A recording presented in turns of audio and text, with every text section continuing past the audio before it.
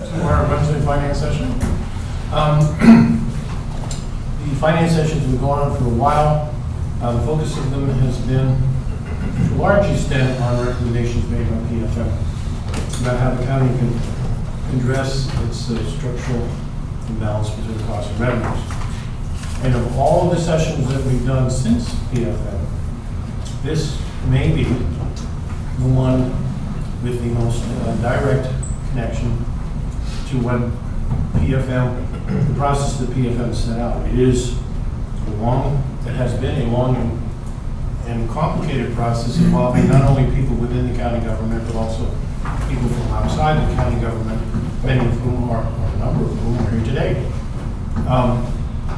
And it's truly been a multilateral effort to try and address the problem that PFM identified, which didn't come as a surprise to anybody, is that public safety has cost us a lot of money.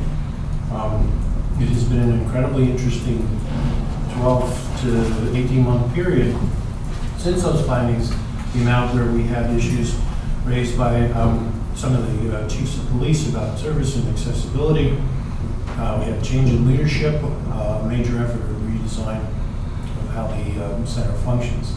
But it has been an ongoing process, and the presentation today on Solid Dispatch isn't so much a presentation on simply a new piece of technology, but rather about the process of looking at the way business was done at public safety and taking a more hard look at re-engineering it, coming up with savings, and like we do with our gain sharing and other programs, to reinvest part, or at least to propose to reinvest part of that savings in something that is going to yield dividends, not only on the financial front, but also on the service front, to maintain both good relations with our first responders, but more importantly, to provide our citizens with the best emergency response services possible.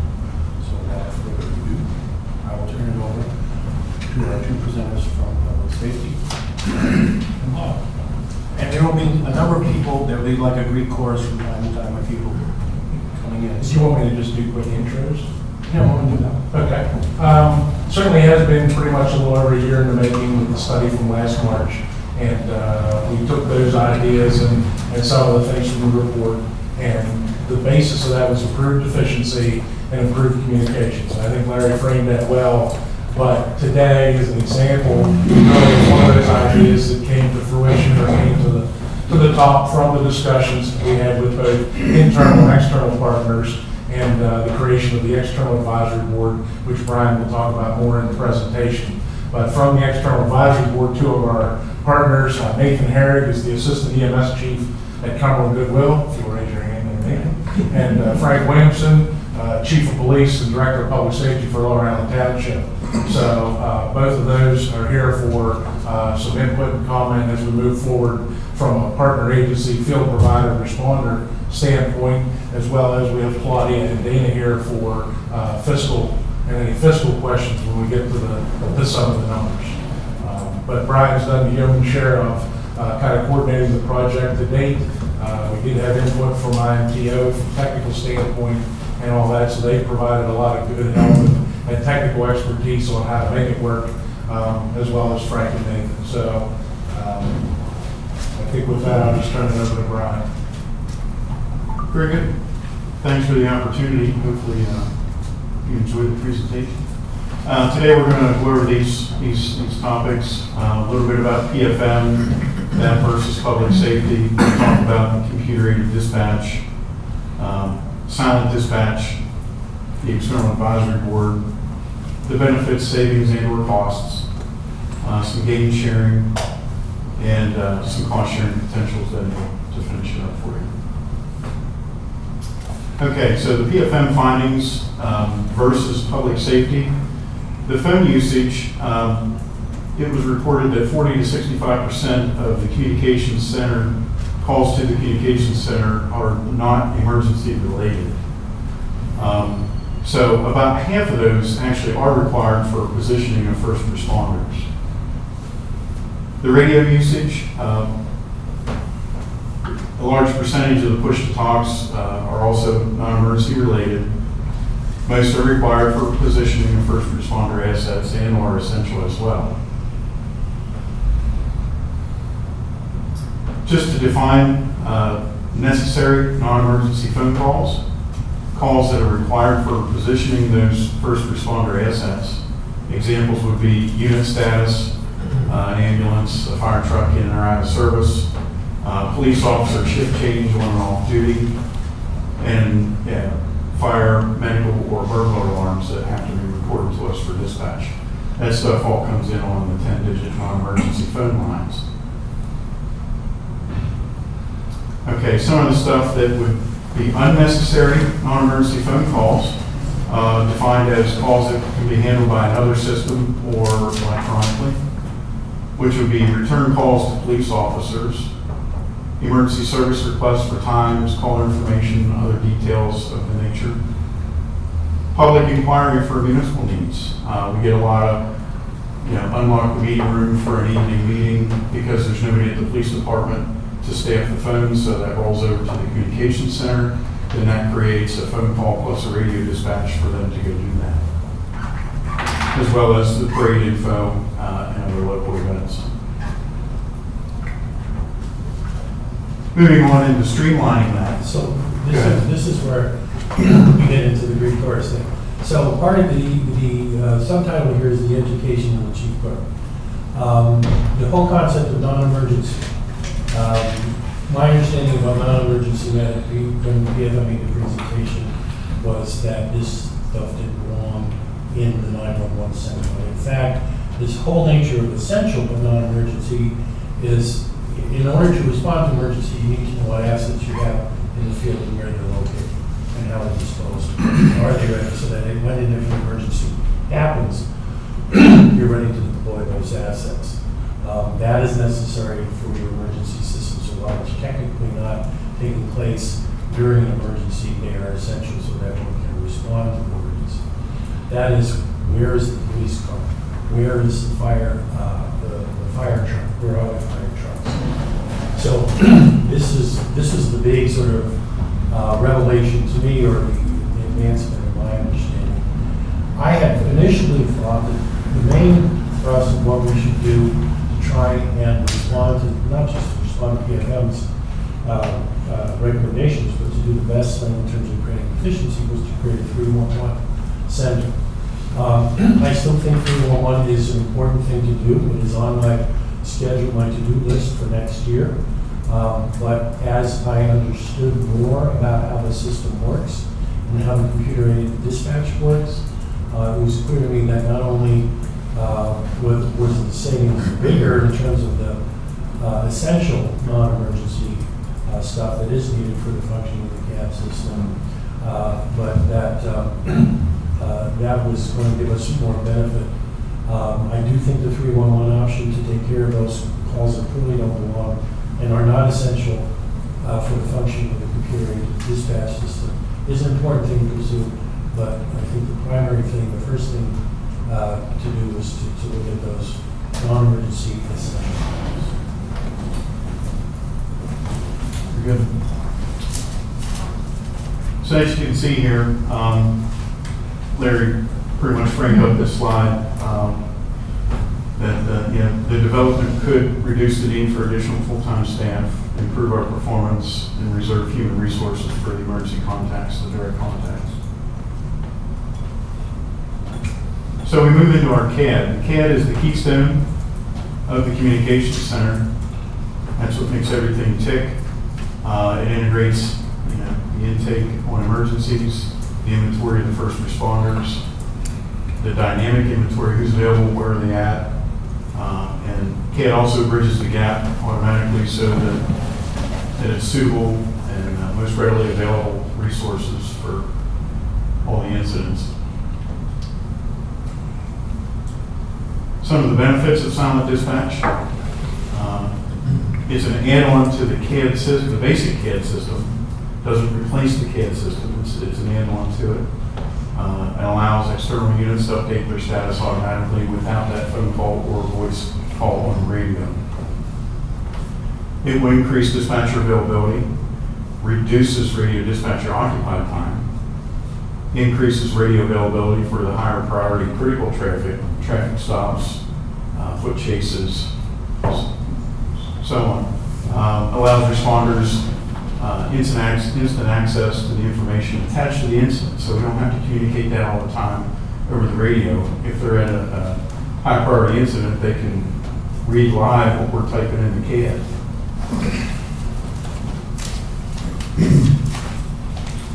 The types of calls that we would send over silent dispatch, just as an example, the top two, we would do voice and silent dispatch, where priority one, priority two is with those examples, an active domestic or a cardiac arrest type event, or a burglar alarm, another kind of medical call, or a structure fire. The things where we think we can really benefit from the savings here, and we would do silent dispatch only to start with law enforcement and then progressively work into fire and EMS as we move down the road. But those are priorities 3 through 9. I won't go through all those examples for you, but that's just a quick example of what those types of calls are for you. Okay, what's the impact of silent dispatch? Well, we took some data from 2014, and for law enforcement incidents, we had a total of 183,173 incidents, CAD incidents, okay? So we pulled out of there what those priorities 3 through 9 that we just looked at were, and those equal 96,323. So the difference of those two numbers is the actual savings, and that equals 52% of the total incidents, and that's pretty significant savings that we can save off the radio. Okay. This will also reduce the radio use, leaving it available for those priority 1, priority 2 incidents, and again, incoming calls from the field. You know, just like we had complaints from the police chiefs that they kind of couldn't get a word in edgewise for traffic stops and certain things because of so much radio traffic going on. This is going to greatly reduce that and create more airtime for them. In 2014, the radio pushed to talks, PTTs. On PD East, the Eastern Zone, we had 865,690 push to talks, while on PD West, we had 383,917 for a total of a little over 1.2 million. The estimated savings on push to talks alone is 450,000 push to talks, which equals about a 30% reduction in radio usage. The radio time, again, PD East in hours, we consumed 877 hours of radio time. Likewise with West, 377 for the total of 1254. And our estimated savings per year is 451 hours of actual talking time on the radio. We thought that was pretty significant. And that was taken in looking at the actual transmission time in the network manager of the radio system of when they were actually transmitting. So Brian could pull that data out. That's how they come up with those numbers. Okay. And just to give you an idea of what a typical incident might require, we figured an average of 5 push to talks per incident, where you would have the dispatcher calling the officer to give him the call, the officer returning that, acknowledging it, then the actual incident being dispatched to the officer, and then the officer acknowledging and or providing a status on that particular incident. Okay. Moving forward, this sort of dovetails a little more what Larry was talking about. Looking forward to fourth quarter or even next year, looking at the 311 system. We could also implement maybe an auto attendant for our 7-digit or the non-emergency phone calls coming into the communication center. Ask police departments to ensure their station phones are manned as much as possible, so that we don't get those rollovers when they're not there in the communication center. Shift changes, could we handle those differently? whether it be an email or some sort of electronic version of that rather than a phone call. If you think of, average shift change for every police department in the county, depending on what they work, 12 shifts, 2 to 3 times a day, that equals a fair amount of phone calls in a year's time. We could also look at employing our county communications team to help the municipalities maybe better, get that word out for information for their events and better publicized. Okay, so the evolution of CAD, this is kind of where we started originally with CAD, very basic. From there, we added a mapping solution, which further enhanced our ways of tracking resources and incidents. From there, then we also added the Clean NCIC, CNET, which is the criminal network records management system, basically for law enforcement, and ProQA, which is the electronic medical.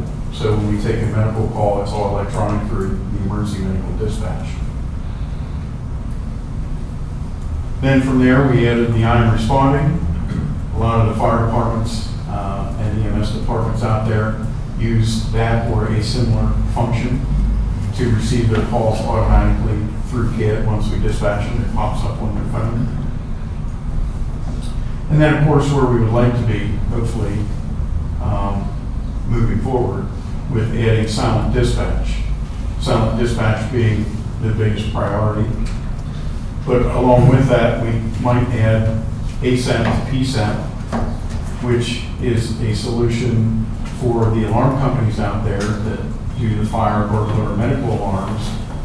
They would be able to do an interface where it would save a phone call into the 911 center, and it would just go directly to CAD. There would be no phone call. And then subsequent information about that alarm could also be transmitted electronically, again, saving those phone calls, like number information, update on a key holder, what have you related to that. ESO, which is a medical reporting system, that's been requested out of the external advisory board to be taken a look at, so they can get their data more efficiently direct into a system. Likewise with Firehouse software, all the fire departments, most of the ones in the county use Firehouse software, which we just recently found out with the new fire commissioner. They're now going to be endorsing a different fire reporting system, so we're going to have to take a look at that impact and what that means with this particular interface. And then WebCAD, this is kind of twofold, where we would have a public and private version of WebCAD, meaning a public version, anybody out there that could just take a look at whatever incidents we would publish as to what's going on at any given time in the county. Of course, we're going to have to be prudent on the medical stuff, and we're not violating HIPAA rules and laws and so forth, but it would give the public a real-time snapshot of what's going on emergency services wise across the county. The private part would be for responders, police, fire, and EMS, where we would give them a login to the system, and they would be able to obtain their resource information, times, any other particular information that they might need to record about a particular incident.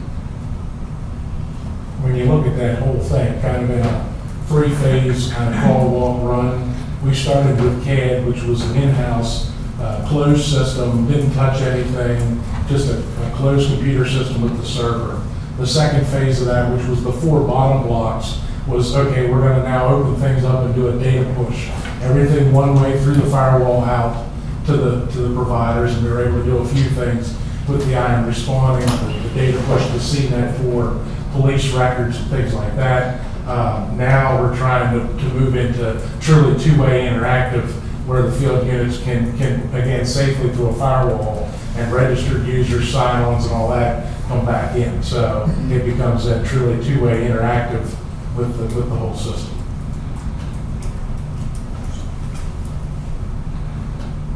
Okay, just to give you a quick snapshot of the process. This is what a 911 dispatcher would see when a call comes in. Their call taker screen in the CAD system, and they would fill out the appropriate information, and then they would hit the route button down here, F7, and that electronically pushes it to the appropriate dispatcher within the 911 center. And that's what they would see right here. The dispatcher would be looking off of this screen, so then they would be able to dispatch the appropriate resources as needed. It's automatically recommended for them. It takes a lot of human error out of the whole process and makes it very efficient. Now this is just a glimpse of what it would look like out in the car, okay? Silent dispatch. And, yep, silent dispatch. This is what it would look at out in a police car, a fire truck, or an ambulance. And it's very similar to what the 911 dispatchers see. They'll be able to see their calls coming in, the resources that are assigned, and they can even dial it into just their department. So all they see is their own department's incidents. They can, see their particular zone, like east or west in the police. They can see all those, so it's better situational awareness of surrounding departments. Or they could look at both police zones or the whole county if they so wish. So it's Is that interface also with PSP for the rest of the county? It's not interfaced with PSP as far as any dispatch information now. Okay. Okay. Maybe give Frank and Nathan just to chime in. Sure. I mean, I had no idea when I first started looking into this, just how much, every unit out there, whether it's an EMS unit or a police car, has in terms of data, the stuff that's going in and out. Maybe comment on, the big buttons and is this a distraction? Is it actually to help things move forward, more efficiently without endangering anybody's life? Well, going back to being a dinosaur that I am, that has been around when medics first started in Cumberland County, West Shore ALS first started, they had a MODAD system which had push buttons to status the medic unit. This was 85, 86. I don't know why we got away from it, and we've been talking about this for a while. But the officers in the cars are used to technology now. We have computers in all the cars. In fact, my officers each are issued an iPad that they take in and out of the car with. The big button, when you think about it, you talk about the push to talks, we can acknowledge a call by pushing a button. We don't have to answer, we can push a button, say we're on the scene, we're available, send me help. It really cuts down on the push to talk to get in the county, which is more reliable for my guys than when they do need the radio system coming into it. But this prevents us from having to go, hey, what were the numerics on that street again?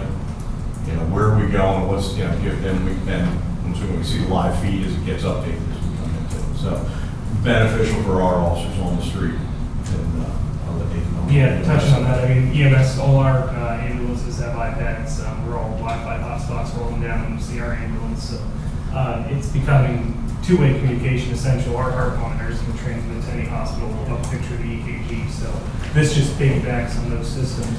One of the things it helps with, he was talking about the IM responding active 911. Made a joke our first meeting that I actually get those pages on my watch, so I can just look down at my watch and see where a medical emergency is. And to me, it's almost like on priorities 1 and 2, it's like we're running our own first net. Yeah. I mean, is this kind of like that conversation? Similar, yeah. Similar. I mean, I've all heard, heard the first net, rollout and how that is to look down the road. But to me, sort of to simplify this, it's kind of like we're looking to do getting a nod here a little bit, that might be an opportunity for our group, like first net. Okay. Very good. And I just want to point out, that we do have some folks who are not big fans of DOS in our list here, and have become ardent advocates of I didn't want A certain to ask field-based if these guys were on horseback or not.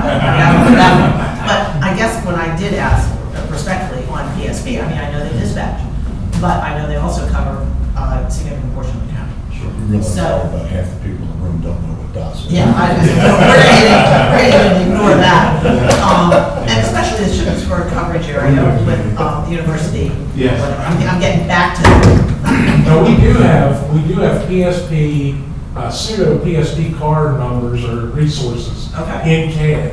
So when we have an area where we dispatch, like an ambulance call or Right. something that is a PSP area, it'll show up and they would see that if it, they're in West. Yeah. They're going to see a PSP car one. Okay. They won't know which car it is for But real, that's but they would see that, or if they're backing them up, we can link them to the call. All right. So as they're added or requested. And that is not going to change the relationship on the radios that we already have established in the county.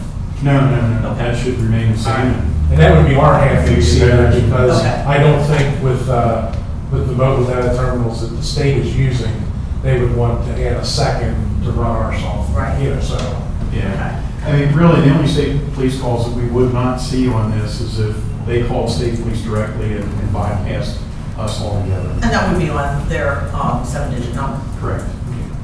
If they dial 911, they're coming to us and we're Exactly. passing them. And then, we're gonna, just put a little note in the CAD and it'll pop up and they'll be able to see that. Okay. So following this through then, where is it on there that the officer in the field or the responding fire unit acknowledges receipt of the? Up top here, this acknowledge, Okay. okay? That's where, so if we, whatever the call is, it goes out to the unit. And they would push that button and then that acknowledges the receipt of the incident. Right. And it's simultaneous to the dispatcher. So we see it. Instead of calling it. Yeah, instead of calling on the radio. I was, to And pull then- up the dispatch going in, I just, you want to cover that other part where you're making sure the first responder, that Yeah, you know that the first responders.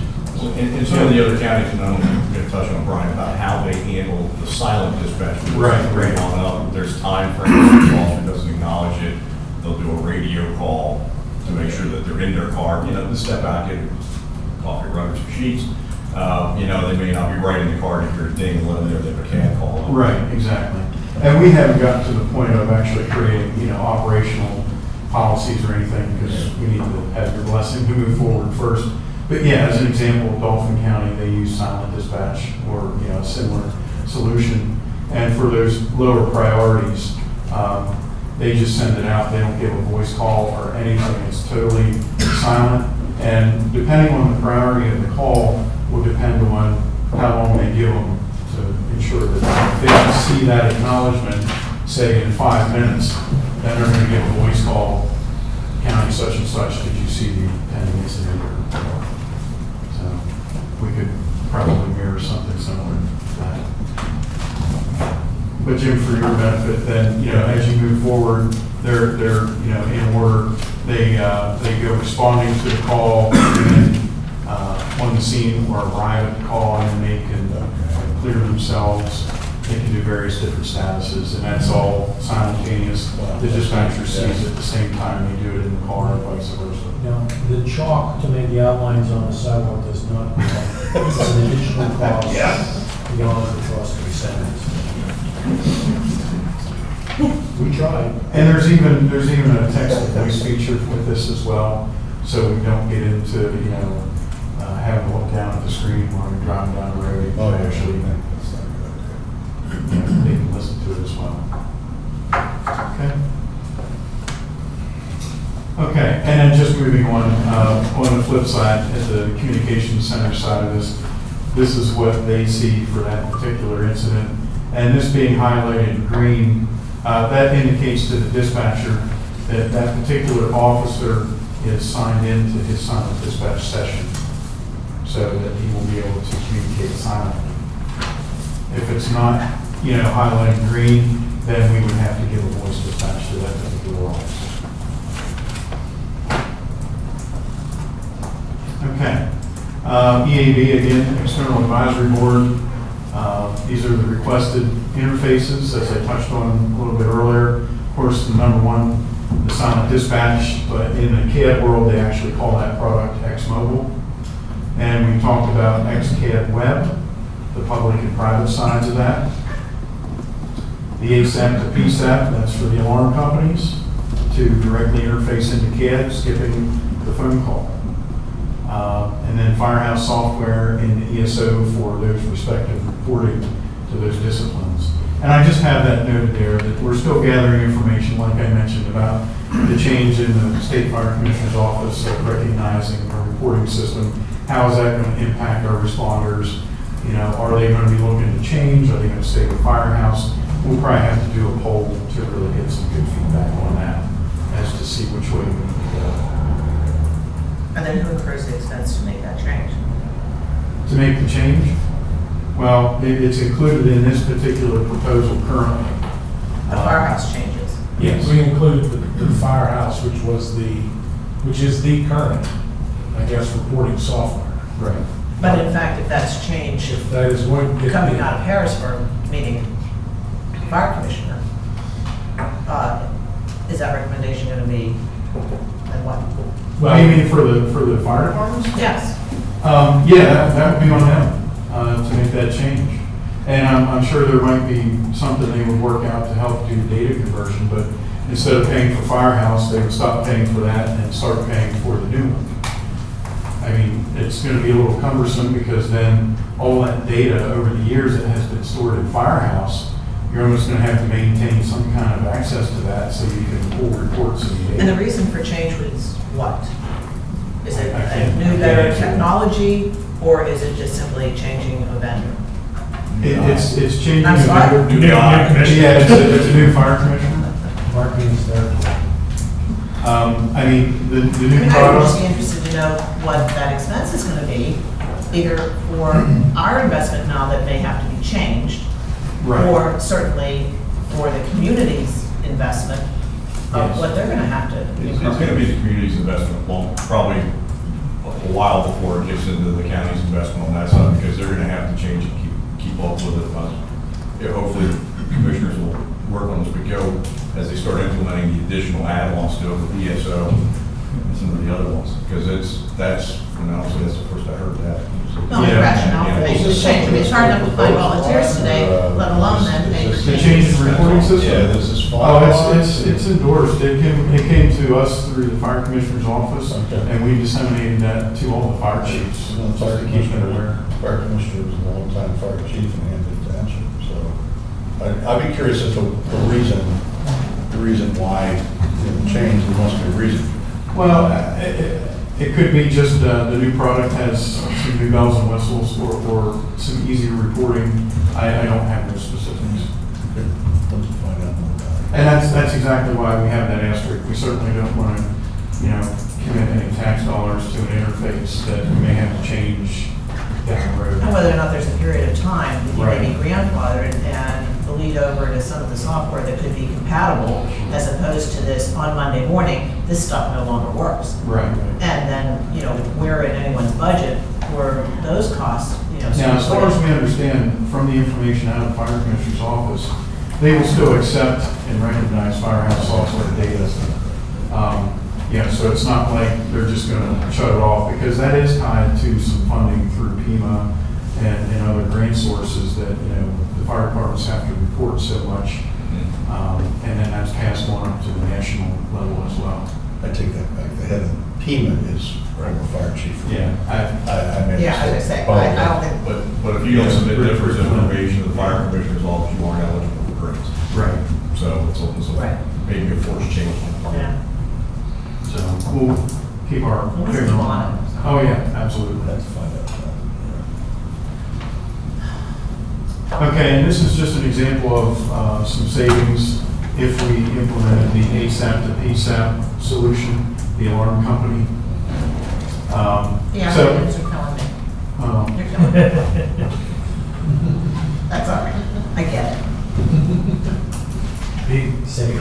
we need a bonus. This is like arbitrary. We'll go back on Yeah. So let's go through these quickly. Okay, all right.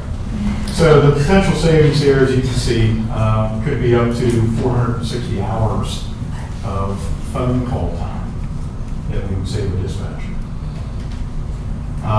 Some options with the silent dispatch. The initial one was a Windows-based, or DOS. Sorry about that. Written in BASIC. Yeah. Solution that was going to be device specific. So that was going to really hold things back. You know, the Apple users really didn't have an option. They would have to buy new devices. Okay, so it was older technology, higher cost, just didn't make sense. And then we got to look at the web-based solution, and then it was just like, wow, it's a no-brainer. Yeah. So, Because those Apple users are very. Oh, that's cool. You're voting.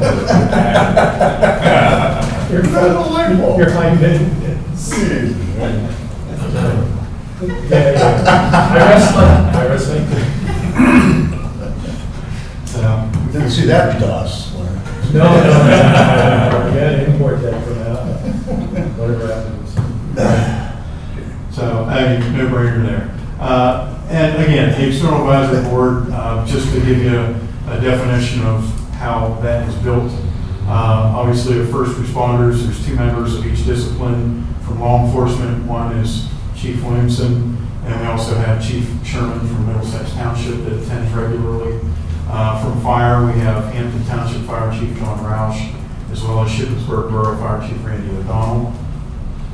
EMS, again, Assistant Chief Nate Herrick here, and also Chief EMS from Holy Spirit EMS.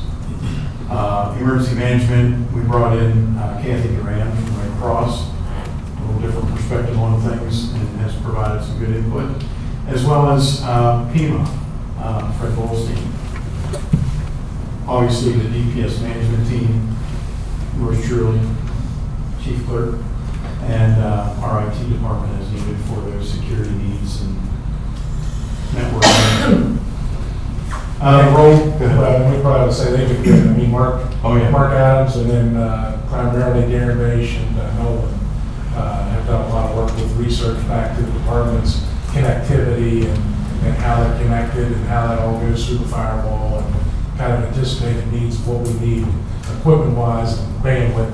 We had a meeting early on, and the meeting consisted of their IAT saying, we can't do this, there's too many security risks involved, and my response was, your job is to tell me not whether we can do it, but how we're going to do it. And from that point on, they've been very, very good. And I think the fact that we came upon this web solution, I think made their concerns, it addressed their concerns.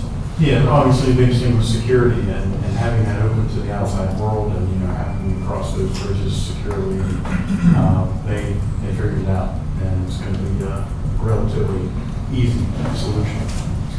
So the role of the External Advisory Board created to bring select representatives from emergency responders to the table in a collaborative effort for project participation and buy-in, and we have definitely gotten that so far, and hopefully you guys feel the same way. Bring ideas forward to be considered for implementation. It can help both dispatchers and the end users, the responders.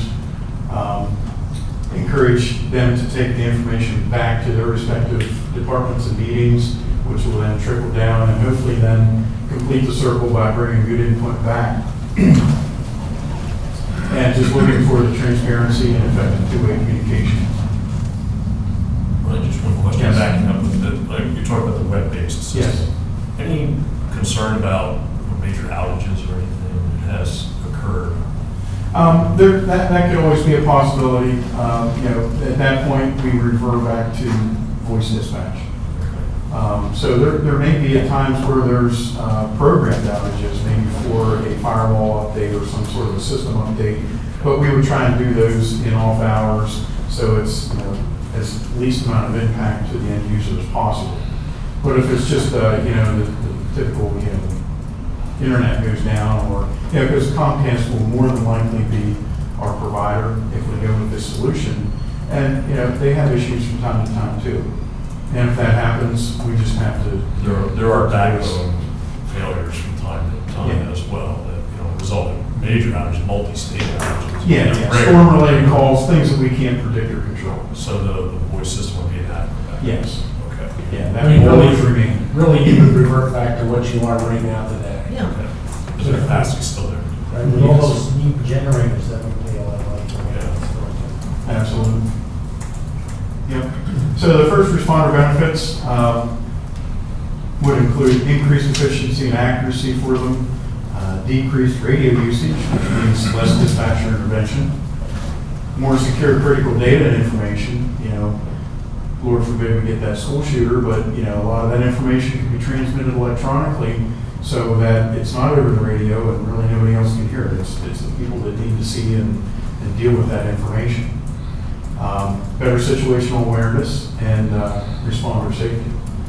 Well, really with the secure data too, we've went round and round for years with be on the lookouts or active police information, general announcements that, to follow the criminal justice rules for passing that data.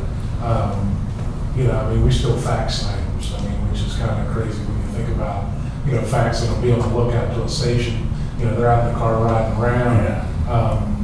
And again, trying to make sure that that message remains secure, but is a timely message to the units on the street, so. Yeah, not to mention that those types of transmissions are very long-winded, because it usually contains an absorbent amount of information to be able to put out to the folks on the street. Okay. Funding options for Summit Dispatch. We just wanted to start this, and you want to... Yeah, certainly with the reorganization, one of the big items was our reorganization from going from 15 down to 12. We ended up with kind of gain sharing, if you will, and then 3 positions back to the county. Again, trying to improve operations. Just to be clear, there was the folks at 911 did not put in for gain sharing. They eliminated those positions. So we basically eliminated 3 positions, and shared those duties among the current staff. So you can kind of see there, we eliminated the deputy director position. We eliminated a information supervisor position, which was in the technical systems, the far column. We eliminated a 911 manager, which was administrative duties and scheduling and overtime and some of those things, and spread those duties among other positions. And an EMA position was the hazmat planner when Linda retired. We've eliminated that position, and again, spread those duties across about 5 different positions. But again, where we thought we could save, we did. Again, going back to the PFM report to try and streamline things, maybe a little less overhead with management, and make things a clear delineation of program and discipline duties. So we ended up with 12. We deleted 3 of those positions. We actually deleted 4, but in the reorg, we're requesting to add in that administrative assistant position, again, just to kind of help the overall department as a whole with some of those duties. And then the communications center block denotes the whole 911 center, which is 4 supervisors and the 39 full-time, and we are up to a pool of now 5 part-time. And we'll continue to strengthen our part-time pool moving forward once we get the reorganization backfill completed with all of our 5 new hire trainees now. So I would think in the fall we might be coming back to look to do a couple more part-timers if we can find good part-time applicants. Okay. DPS savings. Do we need to call in our representatives from the Sure. certified public accounting firm of Chamberlain now to vouchsafe for these numbers? I'd be glad to. Ms. Dana? Okay, the office staff decreases are $306,000 a year. The 3-year savings is $920,000. And what I did was I took a spreadsheet and just took where things were and put everybody into the new steps. There's only, on the 2nd tier savings, I estimated everyone in at step 1, because there's actually 3rd and 4th tier. So instead of trying to guess, that was the assumptions that I made. Is that all you wanted? Yeah, Thank you. that's pretty good.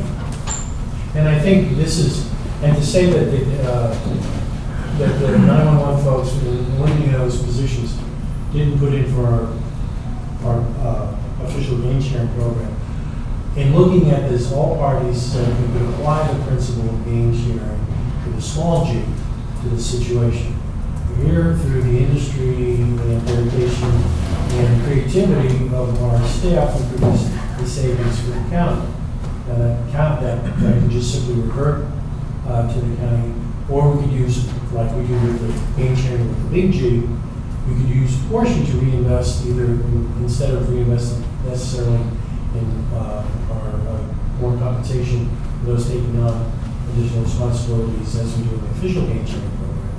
We could reinvest this in technology which would produce a positive rate of return going forward in the future and yield continuing benefits in terms of continued savings, or at least cost aversion, and not having to add additional staff. And still have a big pot of money that goes back to the county anyway. And quite honestly, the numbers. Okay. And one note at the bottom, I just wanted to point out, if you remember the finance meeting where Sid McConaughey from Mission Critical Partners presented the Regional Shared Services Assessment. Part of that, we wanted to reach out and make sure if, by staying with the Arconics product, would we still be okay in the wireless funding stream, in Pima's eyes and whatnot ours? And he said, absolutely, because of the fact that Perry County shares the same CAD vendor as we do, we can venture, from here forward in a regional concept with Perry County on the CAD front. So we just wanted to. And more broadly, I think the big horror show that we just talked about is you don't want to implement some kind of a system and then find out in regionalization 3 down the line, because you have to chuck it and put in a whole new system. And Sid went through this at length for us and assured us that would not be the case. Okay, the costs. So to migrate from the current CAD, CC CAD, sorry, more acronyms, our current CAD to the new CAD, which is XCAD, was proposed at $173,500.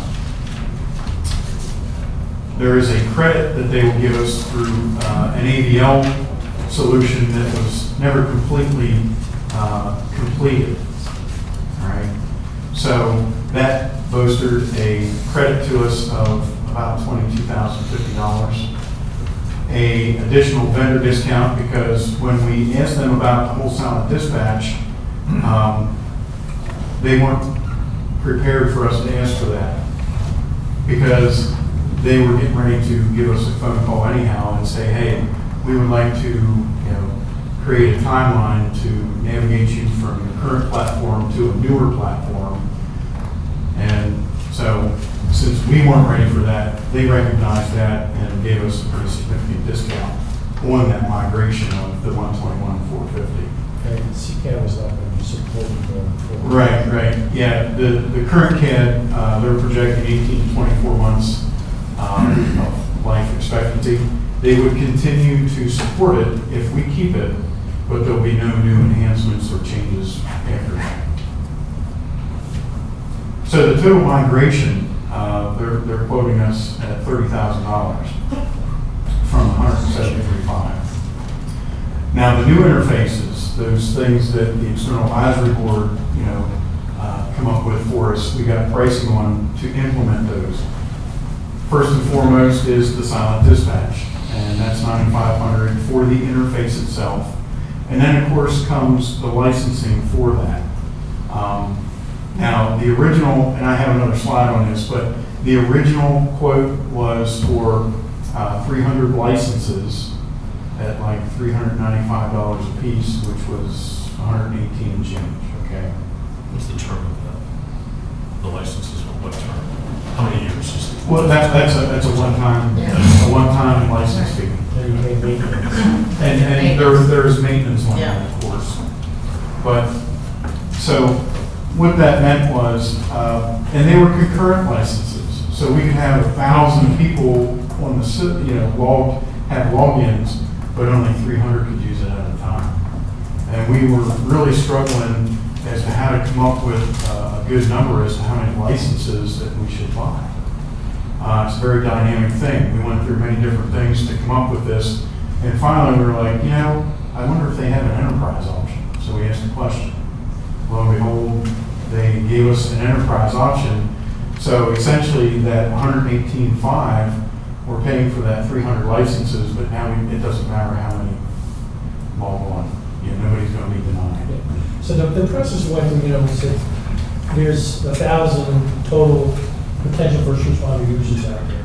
And then, what is the distribution with your proverbial bell curve? How many, if we had 300, we would be covered 95% of the time. All of which is fine from normal business predictions, but when you're dealing with first responders in emergency, you gotta have that, you have to have that expandability. The brilliance of this solution is that it gives us that expandability. So instead of taking the risk that the one time, your 5% of the time is gonna be the time when you really need that stuff, just to save money, and also avoiding having to get 1,000 different licenses to make sure everybody's covered, when in fact, not all those people, not nearly all those people use it all the time.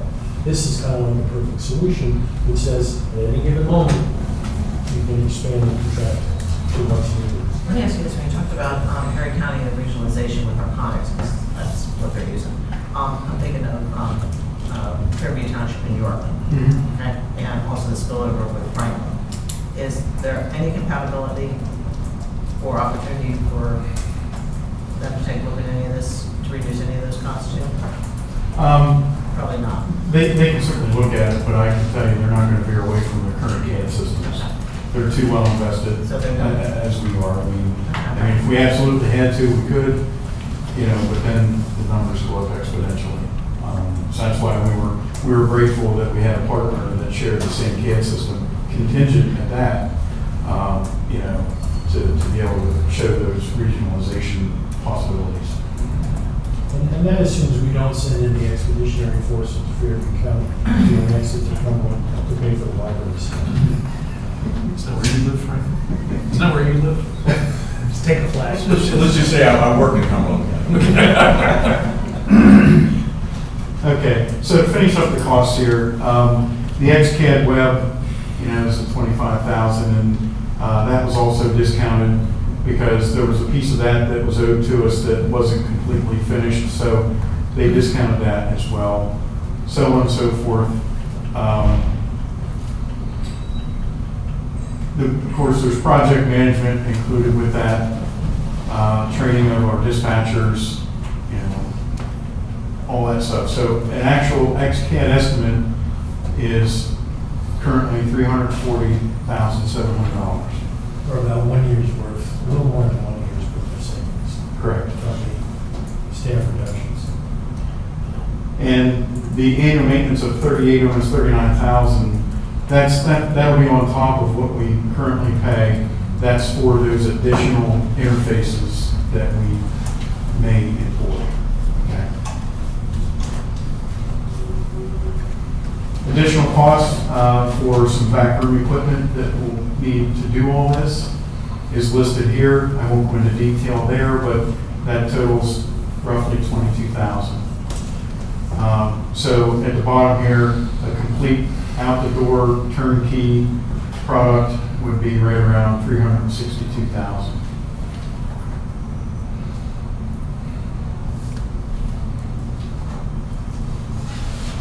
Okay. Now, just a quick note about the enterprise license. I know we talked about that and how we got to that point. But just to show you at the bottom here, the enterprise licensing, if we paid face value, would have been almost $200,000. So they greatly discounted that to get us where we needed to be. And not run out of licenses, but yet not break the budget either. Okay, so what if we kept the current version of CAD? As we discussed, 18 to 24 months of life left. Support would continue, but no new features or enhancements. To implement all those additional interfaces that we talked about, which are listed here, would cost us in the current CAD $358. Okay. So here, we still need to add in the 21 because even though we keep current CAD, we still have to put that additional equipment in the back room. And those estimates came from IT.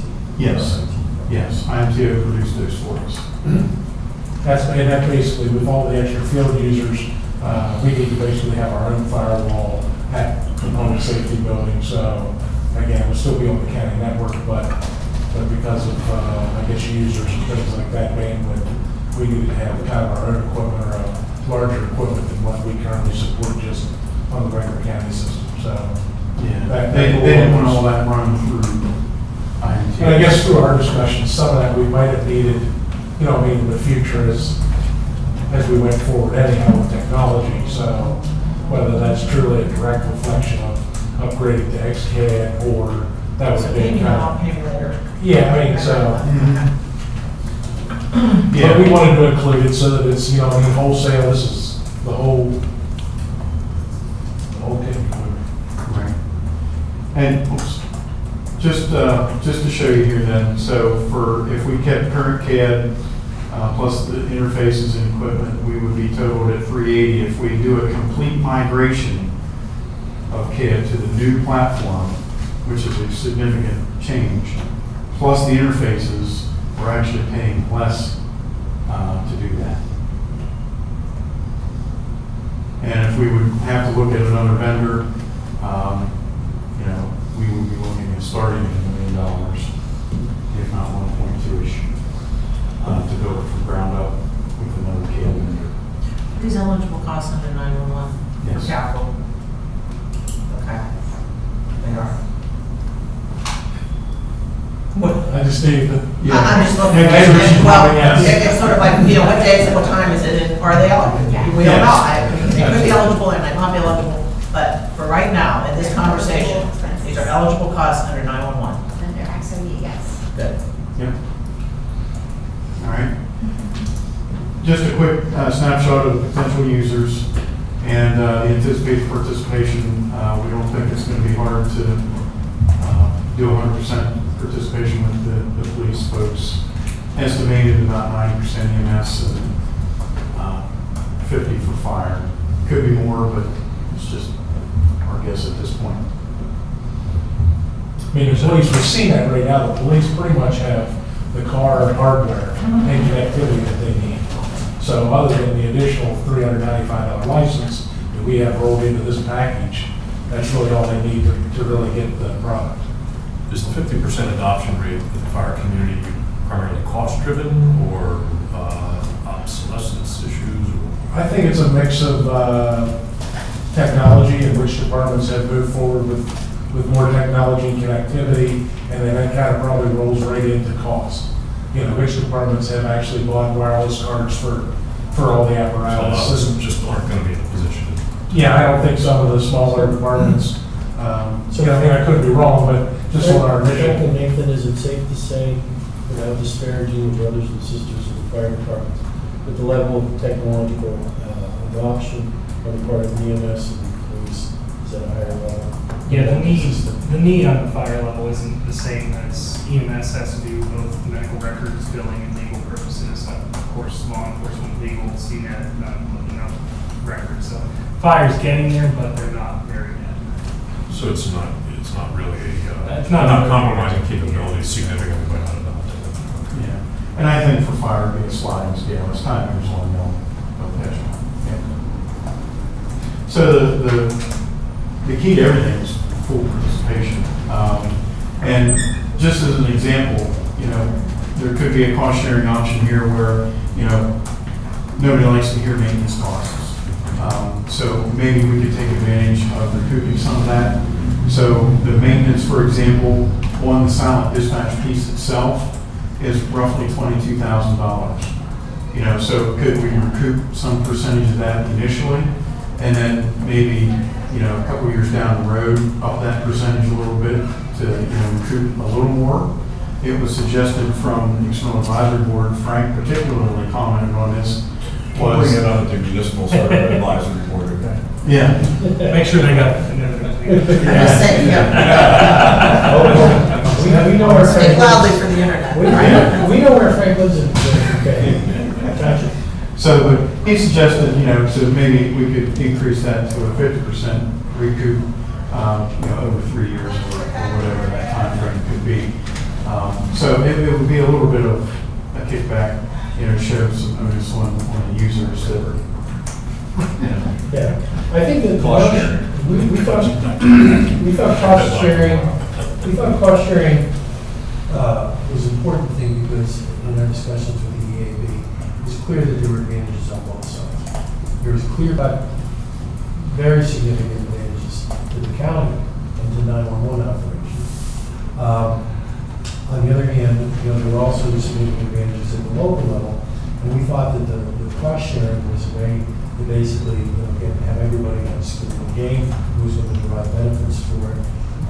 The county obviously would be paying for the implementation costs. Again, drawn, at least potentially drawn or covered by savings in staff and salaries and benefits that occurred. And by the way, those figures were simply salaries, not include benefits.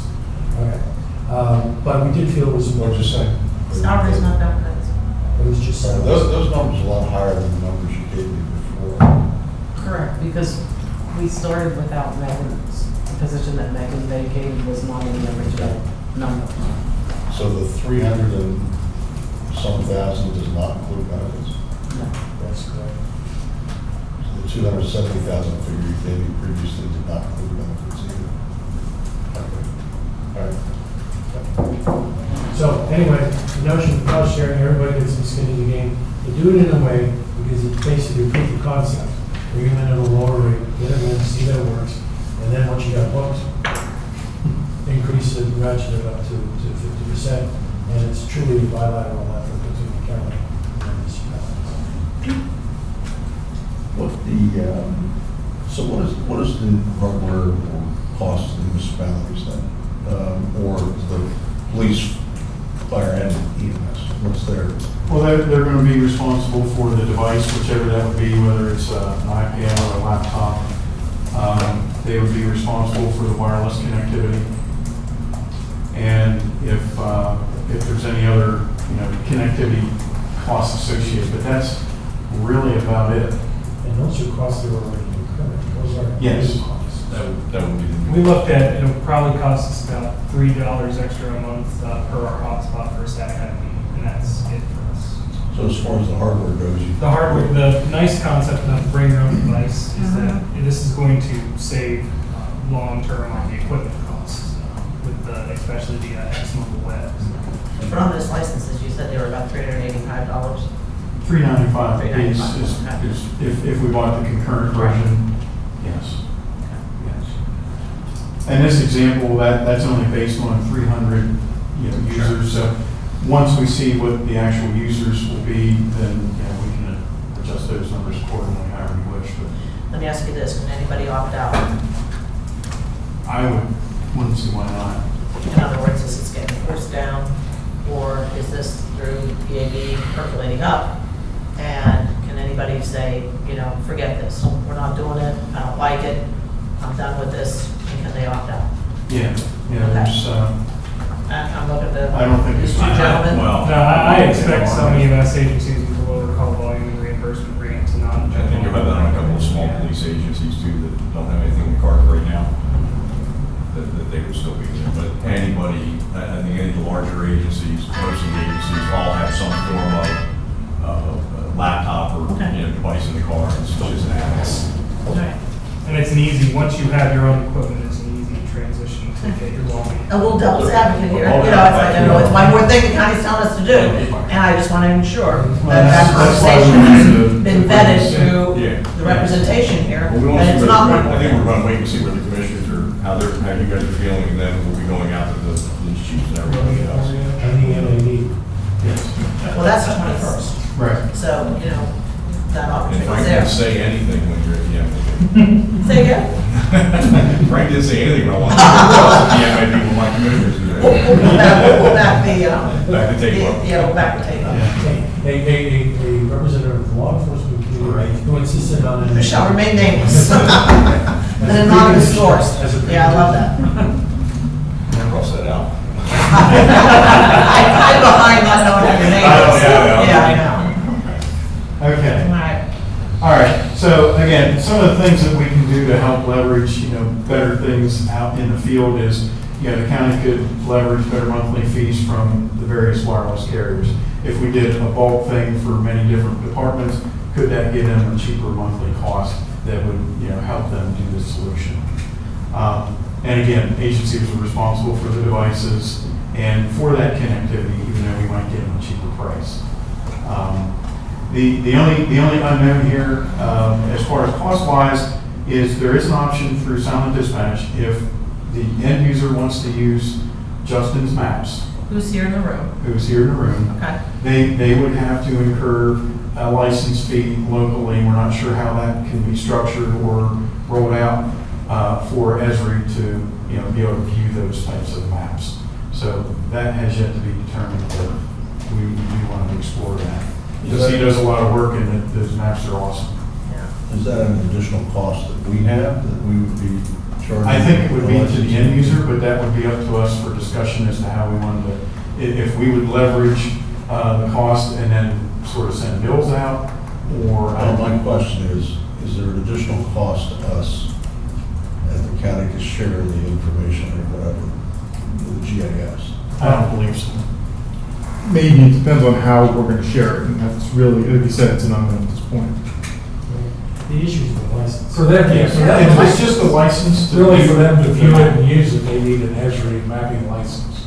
Yeah, it's kind of separate from the silent So dispatch. otherwise you get the standard. Now, the silent dispatch product comes with Yeah, you can do a Google or a free Bing. commercial mapping, Google, Bing, whatever, but. So it would be a matter of if they want the county maps with Justin's layers. So the emergency services layer, the, secure hydrants and different things that we have on the county. Which is what you see at the EOC for an event. Right, Yes. yes. And I would think what, most would be looking for, Yeah, but on the day-to-day calls, they wouldn't need that. we don't need that, because that's gonna take, in my opinion, I think that'd be a lot of download, really slow, the mobile stuff down.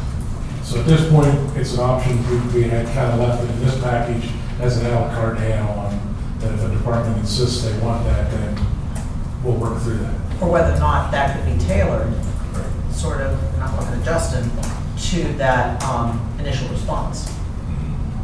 Yeah.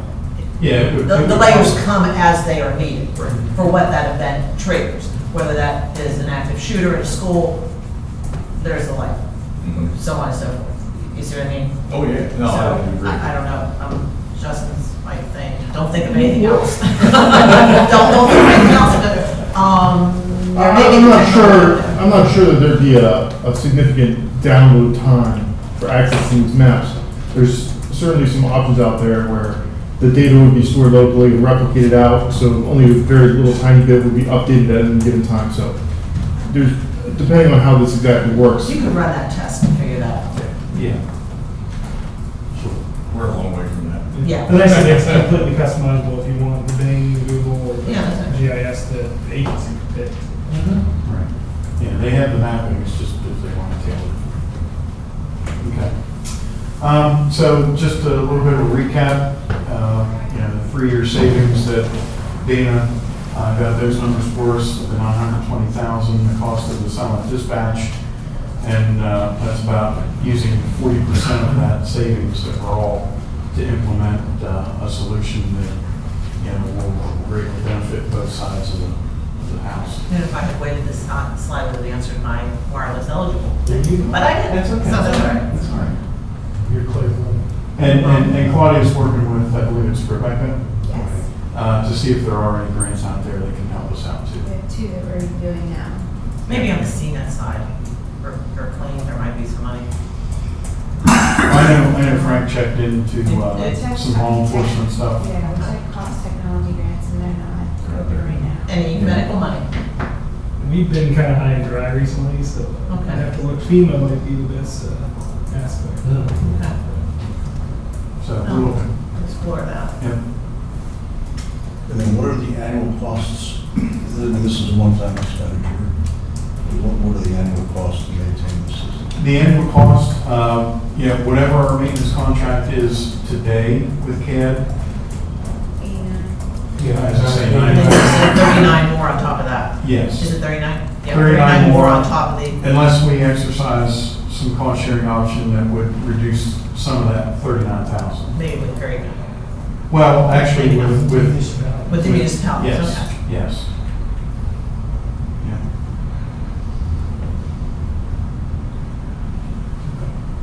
Okay, all right. So we just took a swag. We know that Arconics told us that once we give them the green flag, it would take them approximately 7 months to implement these things. The bulk of that is transition from the current CAD platform to the new CAD. Yeah, that's, So it's really like getting a whole new CAD system. I mean, they'll do as much data conversion and all that as they can from the run response cards and everything we have programmed now, but it would be a substantial, I mean, it's like buying a new CAD system. so, I mean, if we saw, a June timeframe approval, we'd be looking at somewhere around March 2016. Good one. And that includes any additional training Yes. that would be necessary for anybody coming in. Yeah, we're obviously going to have dispatcher training Right. as well as an end user pieces. Okay, and users have sort of bought into that opportunity for training too, in the conversations. Yeah, we'll Again, probably but- want to but- use this. But again, that's part of the push down. I don't want to do this training. I've done this for how many years and they're not going to tell us anything. So, That's why you only have 50% of the volunteers and 100% of the law enforcement. again, that conversation to have, whatever. Yeah. Okay. And then we'll probably come out of our office, we would do like a train the trainer and then, do a group of law enforcement people and, so they can filter down from there. I think each of the disciplines, different committees might help with that too, like EMS committee, that could be a Yeah. special presentation that they pass along. Yes, and that is our, goal to go out. Matter of fact, we're going to police chiefs Friday after the ceremony. And then, eventually we'll get to the EMS council and as well as the fire chiefs, to put this out there. Is that March of 16 date paid to anything, or is that just the way? No, Is that just the way? it just is? 7 7 months. months. Or Yeah, whatever. I guess just the addition, nothing special. We'll know if 911 is funded by then and if we have a budget. So, So are you planning to come to the municipal advisory board then? Yes, we're on the agenda. We've already, I think we've already discussed this with police chiefs. Yes, Presented. yeah, actually, all disciplines have been at least a very high level exposed to what the external advisory board is about and doing, and this being the focal point of silent dispatch. So everybody's at least heard it once. I just want to ask Frank and Nick if there's anything else you guys want to add on this? No, I think it's a long time coming. It's going to be a great enhancement, not only for 911, but for the field, the end users. We'll roll this out. And I think having the external advisory board kind of sounded out things that would, so much in public safety can get into a silo that makes it very expensive. We're trying to find a broad-based, long-term, affordable plan too. My final 2 cents is, I mean, this project was a lot of moving parts to it. And, PFM sort of kicked it off. The chiefs coming in from the western part of the county and stating they had service issues. I think and then the reorganization that went on, the engagement of the external advisory board, a lot of different pieces to put together. And it all sort of came together as we had hoped. The input and the participation, the active participation of the AAB was instrumental, but it shows how you can go from, an external audit coming in from PFM saying, you got this problem, taking that information, analyzing it, coming up with a probably more accurate view, but remain focused on the potential for savings both now and in the future, and then engaging all the resources and stakeholders in a way to make this happen. And again, I think it dovetails to the gain sharing, the small G concept that we have. Savings, not just for savings' sake, savings to reinvest in the future and reinvest in improved service to our dispatchers and the citizens that require the service without just adding more staff, which was the other. Excellent presentation. Yeah, and it's, and I appreciate the emphasis on savings, but I also like the idea that you mentioned, that's actually trying to improve potentially life-saving response for residents by using the technology that's available to make sure the resources get to where they need to be on time. And so I think that's what's important. Historically, it's always kind of been a perceived top-down kind of notion. I think like Commissioner Cross had mentioned, we really want to get out from under that and make it a bottom-up. And the external advisory board has been really key in that whole process. Yeah, I like the idea. This is, essentially, it'll be up to our individual municipalities, individual police departments, EMS, and fire companies as to whether or not they want to take advantage of this. But it will be available for them. And they decide that they want to go this route. And if not, they can still operate the way they should have operated before. And not only that, but improve chances of making sure we don't have any delays and them getting through using the old